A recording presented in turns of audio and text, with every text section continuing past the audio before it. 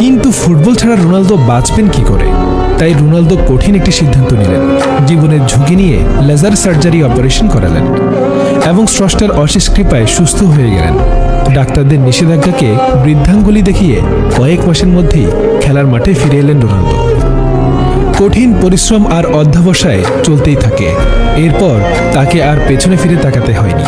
2003 সালে মাত্র 18 বছর বয়সে তিনি ম্যানচেস্টার ইউনাইটেডের সাথে চুক্তি করেন 12 মিলিয়ন পাউন্ডের বিনিময়ে।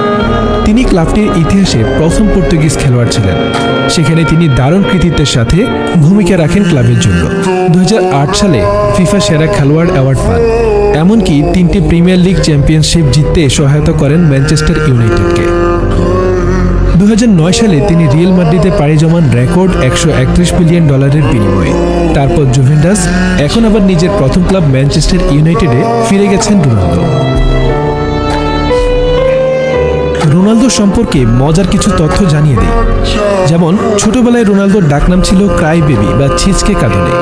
কারণ খেলার মাঠে রোনালদো কাউকে বল পাস দিলে সে যদি গোল করতে না পারত, রাগে দুঃখে ছোট্ট রোনালদো একদম কেঁদেই ফেলতেন। এবং রোনালদো এত বিলাসবহুল আমোদ প্রমোদের মাঝে থেকেও মদ্যপান করেন না। রোনালদোর বয়স যখন 14 বছর, তখন তার বাবা মদ্যপানে আসক্ত হয়ে পড়েন। সংসারে অশান্তি লেগেই থাকত। রোনালদোর বয়স যখন মাত্র 20 বছর, তখন তিনি বাবাকে হারান। জানা যায় অতিরিক্ত মদ্যপানের কারণেই তার মৃত্যু ঘটেছিল। রোনালদো আক্ষেপ করে বলেন, তখন আমার অর্থবিত্ত কিছুই ছিল না, কিন্তু আমার বাবা ছিলেন। আজ আমার সব আছে, কিন্তু পাশে বাবা নেই। সেই থেকে রোনালদো অ্যালকোহল জাতীয় পানীয় খুব অপছন্দ করেন। পৃথিবীর অনেক দেশেরই হাসপাতালের নিয়ম হচ্ছে শরীরে ট্যাটু বা উল্কি আঁকার 3 থেকে 6 মাস পর্যন্ত রক্তদান করা যাবে না, কারণ এতে জীবাণু সংক্রমণের ঝুঁকি থাকে। এই জন্য রোনালদোর শরীরে অন্য খেলোয়াড়দের মতো কোনো ট্যাটু বা উল্কি নেই, কারণ তিনি নিয়মিতই রক্তদান করে থাকেন।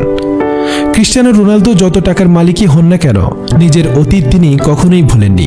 নানা ইন্টারভিউতে অকপটে নিজের অতীতের দুর্দশার বিষয়ে খোলাখুলি বলে থাকেন। আসলে সত্যিকারের লিজেন্ডরা কখনো অতীত ভুলে যায় না। শেষ করছি রোনালদোর একটি উক্তি দিয়ে, talent without working hard is nothing. আমরা অনেকেই মনে করি রোনালদোর মতো খেলোয়াড়রা জন্মগতভাবেই প্রতিভাবান, কিন্তু আমরা ভুলে যাই সফল হওয়ার পেছনে কতটা পরিশ্রম, কতটা আত্মত্যাগ স্বীকার করে চলেন তিনি প্রতিদিন। ভক্তদের কাছে তার অনুরোধ, শুধু তার খেলার ভক্তই যেন তারা না হয়, তার পরিশ্রম, অধ্যবসায়, ব্যায়াম, নিয়মানুবর্তিতা থেকে যেন শিক্ষা নেয় এবং নিজেদের জীবনে প্রয়োগ করে। I never saw the video.